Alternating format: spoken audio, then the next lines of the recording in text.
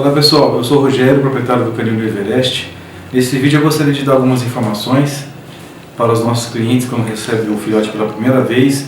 É muito comum algumas dúvidas e uma das dúvidas que eu gostaria de começar o vídeo é sobre alimentação. A alimentação do filhote ela deve ser dada em horários certos, né, na quantidade correta, lembrando que essa informação de qual quantidade deve ser dada, você encontra na embalagem de ração. Existe uma tabela que você cruza as informações como peso, né, e idade do cão, para que possa alimentar o cão na sua quantidade correta. Quando você faz uma troca de ração, por exemplo, quando você faz uma mudança, é importante que você misture as ações de uma maneira proporcional, para que não provoque diarreia no cão, né? Qualquer coisa diferente da ração dada numa fase muito jovem, muito filhote, por exemplo, ossinhos ou outro tipo de alimentação, pode provocar um desarranjo no cão. Não é adequado, não é recomendado que você dê outra coisa a não ser a ração.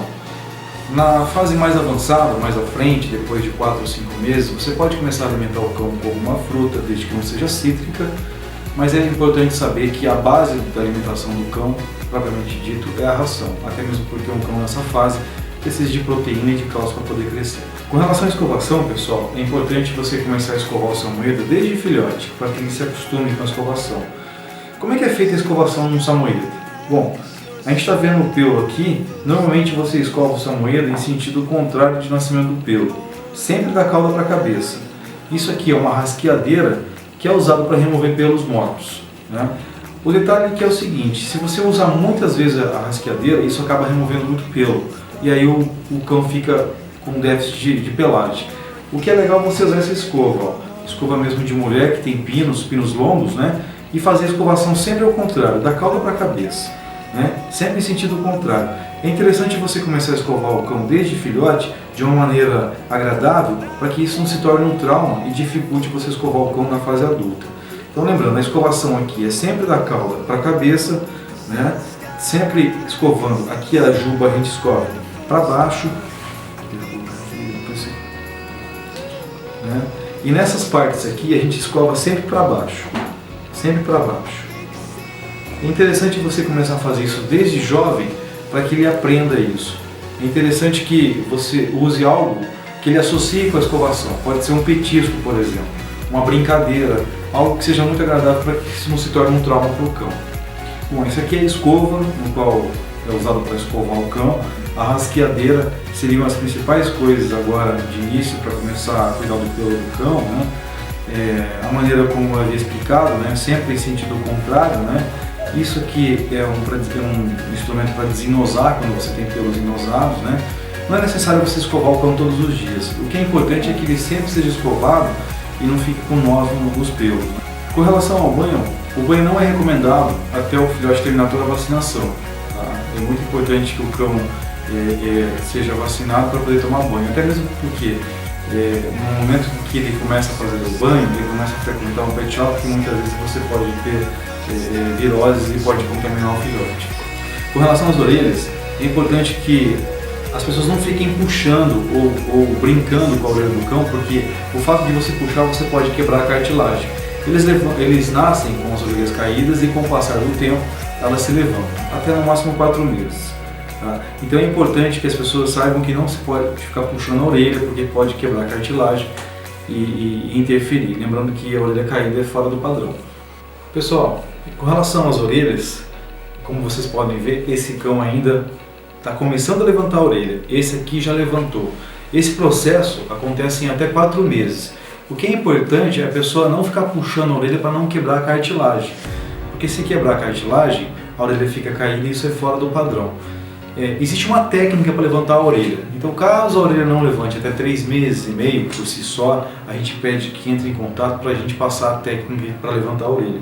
Mas, por si só, ela deve levantar, desde que não puxem, né, com brincadeira, não quebrem a orelha.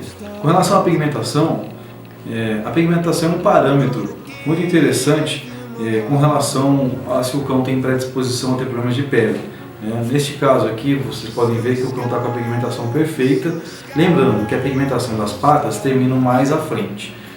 Esse filhote tem 40 dias e aí ele está por terminar toda a pigmentação. O mais importante seria do nariz inicialmente, tá? Isso aqui é uma referência com relação a problemas de pele no futuro, tá? É interessante que o cão tenha uma pigmentação perfeita, né? O olhar amendoado, a mordida em forma de tesoura, que é verificado, né? É importante também o Samoyeda, quando iniciar o banho e tosa, que seja feita a tosa embaixo das patas, para que não provoque falta de aderência no cão, né? Lembrando que a gente sempre recomenda que os cães não vivam em piso escorregadio, né? É importante que sejam sempre tosados e que as unhas sejam cortadas periodicamente para que não interfira nos plumos do cão. Com relação à mordida do Samoyeda, ela tem que ser em forma de tesoura. Vou tentar mostrar para vocês aqui. Ela tem que encaixar. É importante as pessoas saberem que esse instinto de estar mordendo, né, é em relação à sua própria dentição, né? A gengiva coça um pouco, por isso eles mordem tanto, né? Ele deve trocar a dentição entre 4 ou 5 meses totalmente.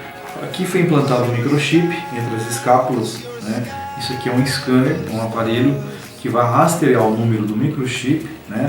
O microchip foi implantado com 33 dias, né? Vocês podem verificar aqui, ele vai rastrear o chip. Aqui se encontra o número do cão, né? É a maneira de identificar o cão. Pessoal, com relação ao xixi e o cocô no lugar certo, é um assunto um pouco complexo para que possa ser explicado tão rapidamente, tão brevemente.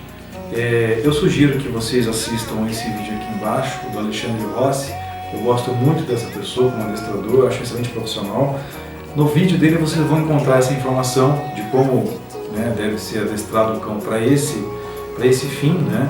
Lembrando que é um filhote, é uma pedrinha bruta, ainda vai ter que ser educado, vai ter que ser treinado, isso leva-se um tempo, mas eles são capazes de aprender com facilidade. E pessoal, mais uma coisa que eu gostaria de frisar, que eu digo seria uma das mais importantes, com relação ao piso onde o cão está vivendo, né?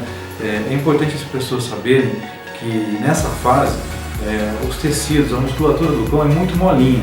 Então qualquer local que você colocar o cão que seja liso, né, que não tenha aderência, vai causar o jarrete de vaca, o cachorro vai abrir as patinhas, né, vai fazer a mão francesa, né, nas patas da frente, e isso pode se agravar no futuro e se tornar displasia. A gente já frisou muito isso em todos os nossos trabalhos falando sobre a displasia. Então é importante a pessoa se preocupar com o piso, né, que coloca um tapete antiderrapante. A gente até manda a amostra de tapete para as pessoas, né, para que esse tapete melhore a aderência do cão.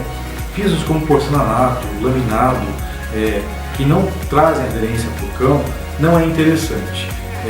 Vocês podem ver que a pelagem embaixo das patas ela é muito densa, né? Com as unhas, as almofadas, esse tipo de piso não traz uma aderência adequada, né? E com o passar do tempo e com o ganho de peso do cão, isso vai interferir nos plumos do cão e de uma maneira séria. Pessoal, essas foram algumas dicas do Canino Everest. Obrigado pela atenção. O Canino Everest preserva os exploradores do Ártico, trazendo informação.